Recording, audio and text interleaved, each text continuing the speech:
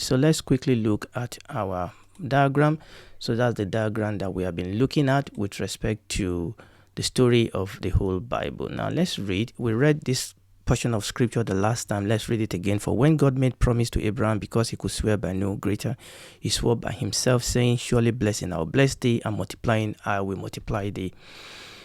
And so after he had patiently endured, he obtained the promise. That's Abraham. For men verily swear by the greater, and an oath for confirmation is to them an end of all strife, wherein God, willing more abundantly to show unto the heir of promise the immutability of his counsel, confirm it with an oath, that by two immutable things in which it was impossible for God to lie, we might have a strong consolation, who has fled for refuge, to lay hold upon the hope that is set before us, which hope we have as an anchor for the soul, both sure and steadfast, and which enter into that within the veil, wherewith the forerunner is for us entered, even Jesus, made an high priest forever after the order of Melchizedek. Now, this scripture that we read, I've not had time to actually break into this, and I'm not sure whether we'll be doing that today either. But this actually tells us the awesome importance of covenant. The fact that God himself actually is a God of covenant, the fact that God himself entered into covenant with Abraham. But what I want you to see from that scripture for now is how important this was to Abraham, and how God also recognized that this is important. That he was using the word, assurance, hope, that this covenant, entering into a covenant actually settles all our questions. Entering into a covenant gives us assurance, give us surety, that it is impossible. Two things by which it is impossible for God to lie. I mean, God will not lie. God knows that. But God wants us to know. God wants us to have this assurance. God wants us to have the unshaken faith in his word. Two things in which it was impossible for God to lie: his word, his promises. God will not break his word. God will not break his promises. But God then entered into covenant with Abraham, because Abraham understood covenant. And we are going to hopefully look at that. The fact that this was the way God actually gave Abraham assurance.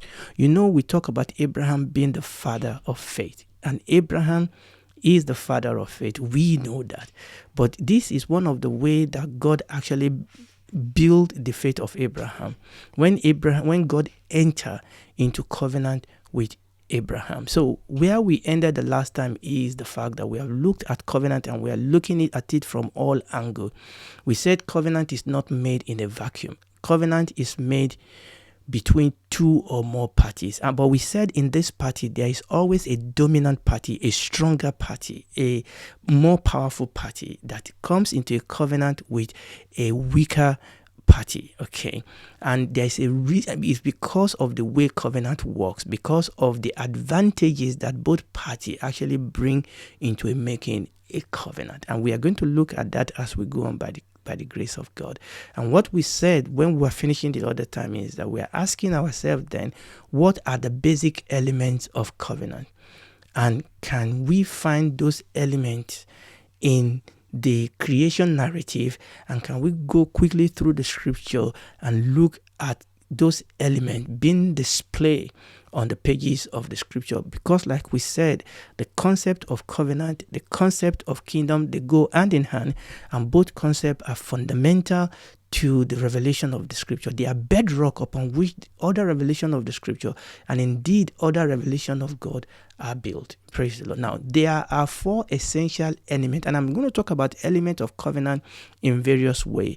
Maybe we may not be able to go through all of them today. There are four essential elements in a covenant, and I'm going to give us those four essential elements, and we are going to elaborate on that. There is the oath, there is the commitment, there is grace, and there is friendship. Now, I'm not going to break into all of them today, but I want you to hold this four essential elements of covenant. In a covenant, there's an oath. In a covenant, there is a commitment. There's a commitment of the senior member of the covenant and the junior member of the covenant. There is grace. It is grace that makes the powerful party to come into covenant with the weaker party. It is grace. You remember what we said when we were talking about diatheke and testamentum and will. Okay, the man that makes the will is the grace that this is by grace that he decides that his will go to whoever he wants it to go to. It is grace. So there is oath, there is commitment, there is grace, and there is friendship. There's a relationship.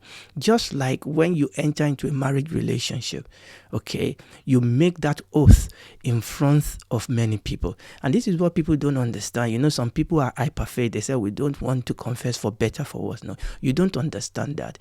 That is a covenant word. For better, for worse. It's not that you are talking unbelief. No, this is the language of covenant. Your enemies are my enemies. Your friends are my friends. Where you die, I will die. Where you live, I will live. That was exactly what Ruth was telling Naomi. Ruth was using a covenant, was said, don't send me back. Don't send me back. I'm not going to go back. Your people will be my people. Your God will be my God. Where you die, I will die. Immediately, Naomi knew that this girl is invoking a covenant, is entering into a covenant. So Naomi and Ruth were not just daughter-in-law, mother-in-law, they are covenant partner. And that was why Ruth was seeking the well-being of Naomi, and Naomi also sought the well-being of Ruth. These are covenant. Oath, commitment, grace, and friendship. Oath, commitment, grace, and friendship. So covenant is based on some kind of mutual understanding which enable the conclusion of an agreement. There's a mutual understanding. There is an agreement. There's a mutual understanding which then allow you to enter into an agreement. You make an informed decision to enter into this agreement. And it's a pledge or a formal commitment to keep that agreement. So there's an agreement, there's a contract, if you like, there's a treaty, if you like, and you understand what that treaty is all about. You understand what is on the table. You don't want to sign an agreement you don't understand. You understand the implication of the agreement, and then you enter into that agreement and pledge commitment to keep the agreement. And this is what covenant is all about. And I'm going to go through those 4 essential elements again. We talk about oath, we talk about commitment, we talk about grace, and we talk about friendship. You see the word grace there. Oftentimes when people talk about grace today, we talk about grace as if it's licentiousness. We have grace to just do anything we want. No. Grace is a covenant word. You never have the license to do anything you want. Grace is an empowerment to be able to fulfill the agreement. It is an empowerment that you have been given to be able to fulfill the stipulation of the agreement and the contract and the treaty that you've entered into. That is grace. It's not, a licentiousness to just do whatever we want because there is grace. It's because we don't understand covenant. So those 4 essential, I just feel like going over and over and over them again. But please hold them in hand. Oath, covenant, grace, friendship. So friendship is covenant. Friendship is covenant. The Bible talks about a friend that's still closer than a brother. Friendship is covenant. Hallelujah. Praise the Lord. So we are now going to move this forward a little bit. There are some basic patterns of the ancient Near Eastern covenant or treaty that I want to talk about. Remember what I've always stressed. Now, this is very, very important for us to understand that when you look into pagan practices and secular culture during the period in which the Bible are written, you will see concrete expression of biblical concepts that are implanted and expressed in these cultures, in these practices. You need to understand that is just an expression of what God has implanted and maintained at the beginning within his created cosmos. Yes, the devil can take some of these things and pervert it and modify it, but the fact is that when we study these practices, that by the grace of God, has now been, preserved for us by archaeology. When we study some of these practices, it actually does throw some light on covenants and treaties and covenant relationships. So scholars have learned by studying tablets found by archaeologists that legal treaties between kings and their subjects existed during the time of the biblical patriarchs. So these are things that were common. This is why when God told Abraham to do some things, Abraham immediately knew what God was saying, because that was a common practice. Okay, and this finding help illuminate the elements of biblical concept or biblical covenant. Now, obviously, we have to sift through the corruption, but when we look at these practices, it actually helps us to illuminate, biblical story, to illuminate biblical, revelation. And then some of the things that happen in the Bible then make sense. That, like I said, when God told Abraham to do something, Abraham knew what was happening, because that was what was happening around Abraham in those days. You see, the problem we have is that we don't grow up in that culture. So many of us don't actually appreciate the power and the centrality of this concept. And this is why we are doing this teaching, because many of us we don't understand what is even the marriage has been watered down today. People break marriages, people are unfaithful, people divorce. The divorce rate is so high even in the church today. Is because people don't understand covenant, and it's because people don't understand marriage is covenant. And that is why we are doing this study. And the fact that our relationship with God is a covenantal relationship, that when we understand this, it builds our faith. It grants us, like we read in the Hebrews that we read at the beginning, it grants us an assurance of faith. It grants us a peace of mind. Covenant. It grants us a peace of mind because we know that God will not break his covenant. We know that we are God's covenant partner, that God is in covenant with me. God is in covenant with me. I am in covenant with God.